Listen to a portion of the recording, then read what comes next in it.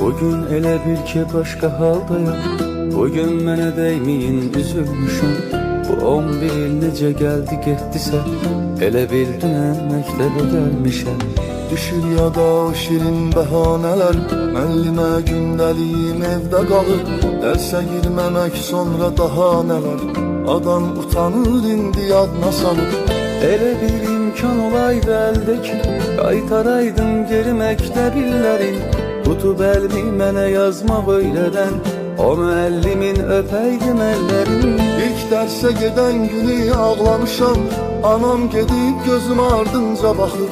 Gülürəm indi mən öz saflığıma, elə bilmişəm məni tək buraxır.